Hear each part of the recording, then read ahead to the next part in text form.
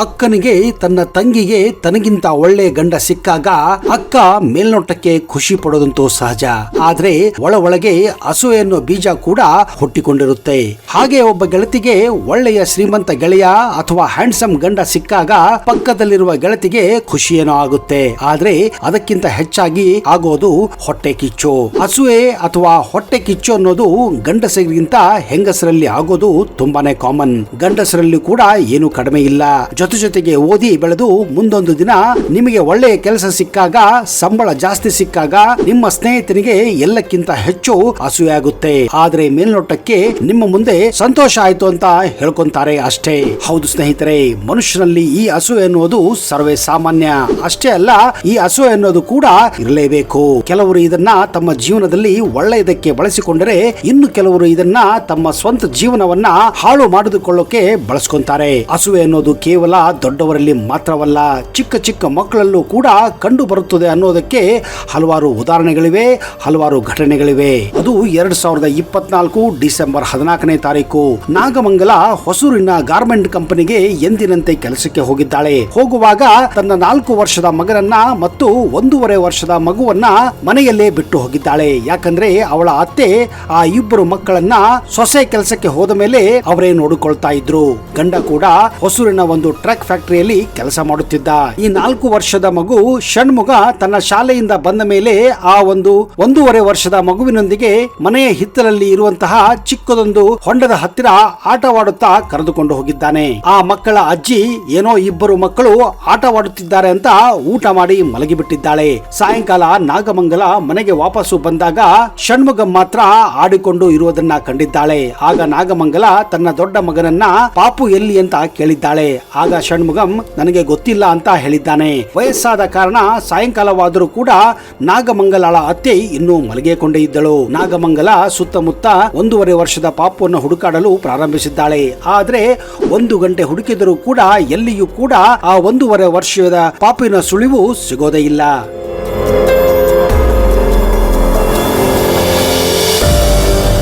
ಗಾಬರಿಯಿಂದ ತನ್ನ ಗಂಡನಿಗೆ ಫೋನ್ ಮಾಡುತ್ತಾಳೆ. ಅದು ಸರಿಸುಮಾರು 7 ಗಂಟೆ. ಶೇಖರ್ ಇನ್ನೇನು ತನ್ನ ಕೆಲಸ ಮುಗಿಸಿಕೊಂಡು ತನ್ನ ಸ್ನೇಹಿತರೊಂದಿಗೆ ಗುಂಡು ಹಾಕಬೇಕೆಂದು ಬಾರಿನಲ್ಲಿ ಕುಳಿತುಕೊಂಡಾಗ ಹೆಂಡತಿಯ ಫೋನು ಕಂಡು 2 ಸರಿ ಕಟ್ ಮಾಡಿದ್ದಾನೆ. ಫೋನು ಎತ್ತಿದರೆ ಎಲ್ಲಿ ಬೈಯುತ್ತಾಳೆ ಅಂತ.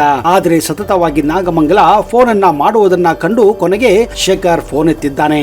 ನಾಗಮಂಗಲ ತನ್ನ ಚಿಕ್ಕ ಪಾಪು ಕಾಣೆಯಾಗಿದ್ದನ್ನ ಅವನಿಗೆ ಹೇಳಿದ್ದಾಳೆ. ತಕ್ಷಣವೇ ಶೇಖರ್ ಎಲ್ಲವನ್ನ ಬಿಟ್ಟು ಮನೆ ಕಡೆಗೆ ಓಡಿದ್ದಾನೆ. ಎಲ್ಲರೂ ಸೇರಿ ಆ ಚಿಕ್ಕ ಪಾಪು ಹುಡುಕಿದ್ದಾರೆ. ರಾತ್ರಿ 9 ಗಂಟೆ ಆದರೂ ಕೂಡ ಆ ಚಿಕ್ಕ ಮಗುವಿನ ಸುಳಿವು ಮಾತ್ರ ಯಾರಿಗೂ ಸಿಗೋದಿಲ್ಲ. ಅದೊಂದು ಚಿಕ್ಕ ಹಳ್ಳಿ ಸ್ನೇಹಿತರೆ. ಸರಿಸುಮಾರು 15ರಿಂದ 20 ಮನೆಗಳು ಮಾತ್ರ ಇರಬಹುದು. ಹೀಗಾಗಿ ಎಲ್ಲ ಕಡೆ ಹುಡುಕಿದರೂ ಕೂಡ ಎಲ್ಲಿಯೂ ಪಾಪು ಸಿಗೋದಿಲ್ಲ. ನಾಗಮಂಗಲ ತನ್ನ ಪಾಪುಗೆ ಏನಾಯಿತು ಅಂತ ಆತಂಕದಲ್ಲಿ ಅಳಲು ಪ್ರಾರಂಭಿಸುತ್ತಾಳೆ. ಅತ್ತೆ ಕೂಡ ದುಃಖದಲ್ಲಿದ್ದಳು. ಗಂಡನ ಪರಿಸ್ಥಿತಿ ಅಂತೂ ಕೇಳಬಾರದಾಗಿತ್ತು. ಬೆಳಗ್ಗೆವರೆಗೂ ನೋಡೋಣ ಅಂತ ಕುಟುಂಬಸ್ಥರು, ಸಂಬಂಧಿಕರು, ನೆರೆ ಹೊರೆಯವರು, ಗೆಳೆಯರು ಹೇಳಿದ್ದಾರೆ. ಒಂದು ವೇಳೆ ಮಗು ಸಿಗಲಿಲ್ಲ ಅಂದ್ರೆ ಬೆಳಿಗ್ಗೆ ಹೋಗಿ ಪೊಲೀಸ್ ಕಂಪ್ಲೇಂಟ್ ಕೊಟ್ಟರಾಯ್ತು ಅಂತ ನಿರ್ಧಾರ ಮಾಡಿದ್ದಾರೆ. ಬೆಳಿಗ್ಗೆ ಆದ್ರೂ ಮಾತ್ರ ಮಗು ಸಿಗೋದೇ ಇಲ್ಲ. ಹೀಗಾಗಿ ಮರುದಿನ ಮೊದಲು ಹೋಗಿ ಪೊಲೀಸ್ ಕಂಪ್ಲೇಂಟ್ ಅನ್ನ ಕೊಟ್ಟಿದ್ದಾರೆ. ಪೊಲೀಸರು ಕೂಡ ಆದಷ್ಟು ಬೇಗ ಮಗುವನ್ನ ಹುಡುಕುವ ಪ್ರಯತ್ನ ಮಾಡೋಣ ಅಂತ ಆಶ್ವಾಸನೆ ಮಾಡಿ ಕಳಿಸಿದ್ದಾರೆ ಅಷ್ಟೇ. ಆದ್ರೆ ತಂದೆ ತಾಯಿಗಳ ಪರಿಸ್ಥಿತಿ ಅಂತೂ ಕೇಳಬಾರದಾಗಿತ್ತು. ಎಲ್ಲ ಕಡೆ ಪೊಲೀಸರು ತಮ್ಮ ಜಾಲವನ್ನ ಬಿಸಾಕಿದ್ದಾರೆ. Railway station, bus stand, taxi stand, auto stand ಗಳಲ್ಲಿ ಚಿಕ್ಕ ಮಕ್ಕಳನ್ನ ಕದ್ದು ಒಯ್ಯುತ್ತಿರುವ ಯಾರನ್ನಾದರೂ ಕಂಡರೆ ಹಿಡಿಯಬೇಕೆಂದು ಎಲ್ಲ ವ್ಯವಸ್ಥೆಯನ್ನ ಮಾಡಿದ್ದಾರೆ. ಆದ್ರೆ ಎಲ್ಲಿಯೂ ಕೂಡ ಅವರಿಗೆ ಆ ಚಿಕ್ಕ ಮಗುವಿನ ಸುಳಿವು ಸಿಗೋದೇ ಇಲ್ಲ.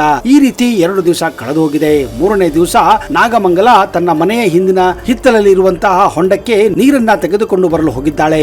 ದೂರದಲ್ಲಿ ಅವಳಿಗೆ ಹೊಂಡದಲ್ಲಿ ಏನೋ ಒಂದು ತೇಲುತ್ತಿರುವ ವಸ್ತು ಕಂಡು ಬಂದಿದೆ. ಅದು ಬೇರೆ ಯಾರೂ ಅಲ್ಲ, ಅದು ಅವಳ 1.5 ವರ್ಷದ ಪಾಪುವಿನ ಶವವಾಗಿತ್ತು.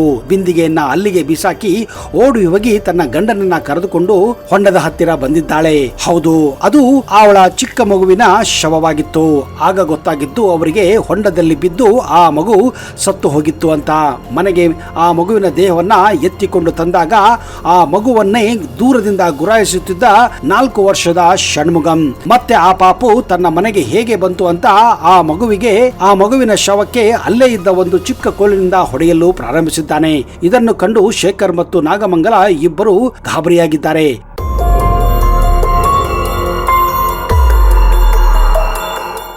ಯಾಕೆ ನೀನು ಈ ರೀತಿ ನಿನ್ನ ತಮ್ಮನಿಗೆ ಹೊಡೆಯುತ್ತಿದ್ದೆ ಅಂತ ಶೇಖರ್ ಕೇಳಿದಾಗ, ನಾನೇ ಆ ಪಾಪುವನ್ನ ಹೊಂಡದಲ್ಲಿ ದೂಗಿಸಿದ್ದು ಅಂತ ಹೇಳಿದ್ದಾನೆ. ಅವನು ನಮ್ಮ ಮನೆಯಲ್ಲಿ ಇರೋದು ಬೇಡ, ನನ್ನ ಜೊತೆಯಲ್ಲಿ ಆಟವಾಡೋದು ಬೇಡ, ಅವನು ಇರಬಾರದು. ಇದೇ ಕಾರಣ ನಾನು ಅವನನ್ನ ಹೊಂಡದಲ್ಲಿ ಹಾಕಿದ್ದೆ ಅಂತ ಹೇಳಿದ್ದಾನೆ. ಅವನು ಇಲ್ಲಿದ್ದರೆ ನನಗೆ ಯಾರೂ ಕೂಡ ಗಮನ ಕೊಡುವುದಿಲ್ಲ. ನೀವಿಬ್ಬರು ಬರೀ ಆ ಪಾಪುವಿನ ಜೊತೆ ಆಟವಾಡುತ್ತೀರಾ, ನನ್ನ ಜೊತೆ ಯಾರೂ ಆಟವಾಡೋದಿಲ್ಲ. ಆ ಪಾಪು ಈ ಮನೆಯಲ್ಲಿ ಇರೋದು ಬೇಡ ಅಂತಾನೆ ನಾನು ಅವನನ್ನ ಹೊಂಡದಲ್ಲಿ ಹಾಕಿದ್ದೆ ಅಂತ ಹೇಳಿದ್ದಾನೆ. ಯಾಕೆ ನೀವು ಅವನನ್ನ ಮನೆಗೆ ವಾಪಸ್ಸು ಕರೆದು ತಂದಿದ್ದೀರಾ ಅಂತ ಜೋರಾಗಿ ಅಳಲು ಪ್ರಾರಂಭಿಸಿದ್ದಾನೆ. ಅವನ ಮಾತನ್ನ ಕೇಳಿ ನಾಗಮಂಗಲ ಮತ್ತು ಶೇಖರ್ ಇಬ್ಬರು ನಿಜಕ್ಕೂ ಮೂರ್ಛೆ ಹೋಗಿ ಬೀಳೋ ಮಟ್ಟಿಗೆ ಅವರ ಪರಿಸ್ಥಿತಿಯಾಗಿತ್ತು. ಆಗ ಅವರಿಗೆ ಗೊತ್ತಾಗಿದ್ದು, ಅವರ 4 ವರ್ಷದ ಮಗ ಷಣ್ಮುಗಂನೇ ತನ್ನ 2ನೆಯ ಪುತ್ರ ಸತೀಶನನ್ನ ನೀರಿನ ಹೊಂಡದಲ್ಲಿ ಹಾಕಿ ಸಾಯಿಸಿದ್ದು ಅಂತ. ಹೌದು ಸ್ನೇಹಿತರೆ, ಈ ಘಟನೆ ಕೇಳಿದ್ರೆ ನಿಮಗೂ ಕೂಡ ಮೈಯೆಲ್ಲ ನಡುಗಲು ಪ್ರಾರಂಭಿಸಿರಬಹುದು. 4 ವರ್ಷದ ಮಗು 1.5 ವರ್ಷದ ಮಗುವನ್ನ ಈ ರೀತಿ ಹೊಂಡದಲ್ಲಿ ಹಾಕಿ ಸಾಯುವಂತೆ ಮಾಡಿತ್ತು. ಇದಕ್ಕೆಲ್ಲ ಕಾರಣ ಅಸೂಯೆ. ಅದೇಗೆ ಚಿಕ್ಕ ಮಕ್ಕಳಲ್ಲಿ ಈ ರೀತಿ ಅಸೂಯೆ ಹುಟ್ಟುತ್ತೆ ಅನ್ನೋದು ನೀವು ಕೂಡ ಆಶ್ಚರ್ಯ ಪಡಬಹುದು. ಹೌದು ಸ್ನೇಹಿತರೆ, ಇದನ್ನ ಸೈಕಾಲಜಿಕಲ್ ಡಿಸಾರ್ಡರ್ ಅನ್ನುತ್ತಾರೆ. ಶೇಖರ್ ಮತ್ತು ನಾಗಮಂಗಲ ದಂಪತಿಗಳಿಗೆ 2 ಮಕ್ಕಳಿದ್ದರು. 4 ವರ್ಷದ ಷಣ್ಮುಗಂ ಹಾಗೂ 1.5 ವರ್ಷದ ಸತೀಶ ಅಂತ. ಸತೀಶ ಹುಟ್ಟಿದ ಮೇಲೆ ಶೇಖರ್ ಮತ್ತು ನಾಗಮಂಗಲ ತಮ್ಮೆಲ್ಲ ಪ್ರೀತಿಯನ್ನ ತಮ್ಮ ಚಿಕ್ಕ ಮಗನ ಮೇಲೆ ಧಾರೆ ಎರೆಯಲು ಪ್ರಾರಂಭಿಸಿದ್ದಾರೆ. ಈ ನಡುವೆ ಅವರಿಗೆ ಷಣ್ಮುಗಂ ಮೇಲೆ ಇದ್ದ ಪ್ರೀತಿ ಹಾಗೂ ಗಮನ ಕೂಡ ಕಡಿಮೆಯಾಗಿ ಹೋಗಿತ್ತು. ಈ ಭೇದ ಭಾವ ಆ 4 ವರ್ಷದ ಮಗುವಿಗೆ ಗೊತ್ತಾಗಿ ಹೋಗಿತ್ತು. ಮೊದಲು ಹೇಗೆ ತನ್ನ ತಂದೆ ತಾಯಿಗಳು ತನ್ನನ್ನ ಎಷ್ಟು ಪ್ರೀತಿ ಮಾಡುತ್ತಿದ್ದರೂ ಅದು ಕಡಿಮೆಯಾಗಿ ಹೋಗಿದೆ ಅಂತ. ಜೊತೆಗೆ ಮೊದಲು 4 ವರ್ಷದ ಷಣ್ಮುಗಂ ತನ್ನ ತಂದೆ ತಾಯಿ ಇಬ್ಬರ ಮಧ್ಯೆ ಮಲಗುತ್ತಿದ್ದ. ಆದ್ರೆ ಆ ಪಾಪು ಹುಟ್ಟಿದ ಮೇಲೆ ಈಗ ತನ್ನ ಜಾಗವನ್ನ ಆ ಪಾಪು ತೆಗೆದುಕೊಂಡಿದ್ದಾನೆ. ಹೀಗಾಗಿ ತಾನು ತನ್ನ ಅಜ್ಜಿಯ ಜೊತೆ ಮಲಗುವಂತಹ ಪರಿಸ್ಥಿತಿ ಬಂದಿದೆ. ಮೊದಲೆಲ್ಲ ನಾನು ಕೇಳಿದಾಗ ಚಾಕ್ಲೇಟ್, ಸಿಹಿ ತಿಂಡಿಗಳನ್ನ ನನಗೆ ತಂದೆ ತಾಯಿಗಳು ತಂದು ಕೊಡುತ್ತಿದ್ದರು. ಆದ್ರೆ ಈಗ ಅದು ತನಗೆ ಸಿಗುತ್ತಿಲ್ಲ. ಬದಲಾಗಿ ನನ್ನ ತಮ್ಮ ಸತೀಶನಿಗೆ ಸಿಗುತ್ತಿದೆ. ಇದಕ್ಕೆಲ್ಲ ಕಾರಣ ತನ್ನ ತಮ್ಮ ಸತೀಶ್ ಅಂತ ಷಣ್ಮುಗಂಗೆ ಗೊತ್ತಾಗಿ ಹೋಗಿತ್ತು.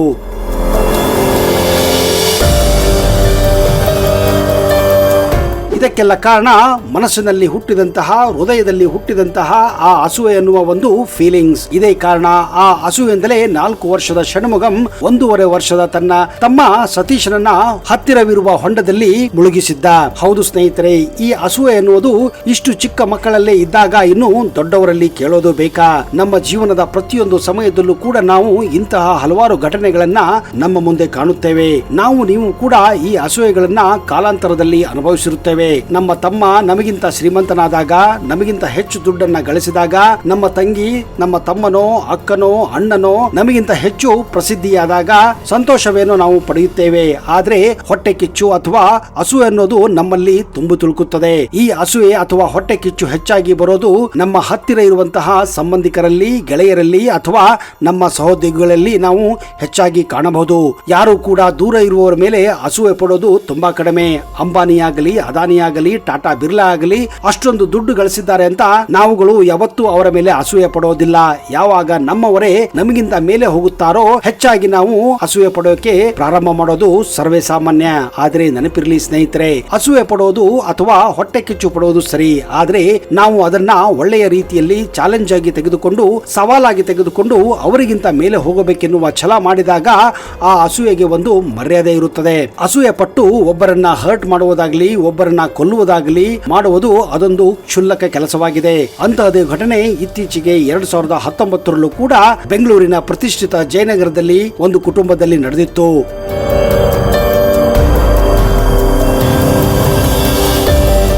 ಆ ಮನೆಯಲ್ಲಿ 2 ಅಕ್ಕ ತಂಗಿಯರಿದ್ದಾರೆ. ಒಬ್ಬಳ ಹೆಸರು ಶೀಲಾ ಮತ್ತು ಇನ್ನೊಬ್ಬಳ ಹೆಸರು ಸಂಗೀತ ಶೀಲಾಳಿಂದ 3 ವರ್ಷ ದೊಡ್ಡವಳು. ಅವಳು ಕೂಡ ಚೆನ್ನಾಗಿ ಓದುತ್ತಿದ್ದಳು. PUCಯಲ್ಲಿ ಸ್ವಲ್ಪ ಕಡಿಮೆ ಮಾರ್ಕ್ಸ್ ಬಂದಿದ್ದಕ್ಕೆ ಅವಳಿಗೆ MBBS ಸೀಟ್ ಸಿಗುವುದಿಲ್ಲ. ಹೀಗಾಗಿ ಅವಳು ಹತ್ತಿರದ ಒಂದು ಕಾಲೇಜಿನಲ್ಲಿ BSc ಮಾಡುವಂತಹ ಪರಿಸ್ಥಿತಿ ಬರುತ್ತದೆ. ಮುಂದೆ 3 ವರ್ಷಗಳ ನಂತರ ಅವಳ ತಂಗಿ ಶೀಲಾ ಒಳ್ಳೆಯ ಮಾರ್ಕ್ಸ್ ಅನ್ನ ಪಡೆದು MBBS ಸೀಟನ್ನ ಪಡೆದಿದ್ದಾಳೆ. ಮುಂದೆ ಇನ್ನೇನು ಅವಳ ಮಾರ್ಕ್ ಶೀಟ್ ಅನ್ನ, ತನ್ನ ಶಾಲೆಯ ಸರ್ಟಿಫಿಕೇಟ್ಗಳನ್ನ ಕಾಲೇಜಿಗೆ ಕೊಡಬೇಕೆನ್ನುವಷ್ಟರಲ್ಲಿ ಅವಳ ಮಾರ್ಕ್ ಶೀಟ್ಗಳು ಅವಳ ಕಬರ್ಡ್ನಲ್ಲೇ ಇರೋದಿಲ್ಲ. ಹೌದು, ಅವಳ ಅಕ್ಕ ಸಂಗೀತ ಶೀಲಾಳ ಎಲ್ಲ ಮಾರ್ಕ್ ಶೀಟ್ಗಳನ್ನ ಕತ್ತರಿಸಿ ಸುಟ್ಟು ಹಾಕಿದ್ದಳು. ಈ ವಿಷಯ ಗೊತ್ತಾದಾಗ ಮನೆಯಲ್ಲಿ ಕೋಲಾಹಲವೇ ಬಿತ್ತು. ಯಾಕೆ ನೀನು ಈ ರೀತಿ ಮಾಡಿದೆ ಅಂತ ತಂದೆ ತಾಯಿ ಕೇಳಿದಾಗ ತಾನು MBBS ಓದಲು ಆಗಲಿಲ್ಲ, ನನ್ನ ತಂಗಿ MBBS ಸೀಟು ಪಡೆದಿದ್ದು ಕೇಳಿ ನನಗೆ ಸಹಿಸಲಾಗಲಿಲ್ಲ, ಹೊಟ್ಟೆ ಕಿಚ್ಚು ಬಂತು, ಹೀಗಾಗಿ ಈ ಕೆಲಸ ಮಾಡಿದೆ ಅಂತ ಅವಳೇ ಒಪ್ಪಿಕೊಂಡಿದ್ದಳು. ನೋಡಿದಿರಾ ಸ್ನೇಹಿತರೆ, ಇಂತಹ ಘಟನೆಗಳು ಪ್ರತಿಯೊಂದು ಮನೆಯಲ್ಲೂ ಪ್ರತಿಯೊಂದು ಊರುಗಳಲ್ಲೂ ಕಾಣೋದು ಸಹಜವೇ. ಈ ಹೊಟ್ಟೆ ಕಿಚ್ಚು ಬೇರೆಯವರನ್ನ ಸುಡೋದಿಲ್ಲ, ಇದು ನಿಮ್ಮನ್ನೇ ಸುಡುವಂತಹ ಒಂದು ಬೆಂಕಿಯಾಗಿದೆ.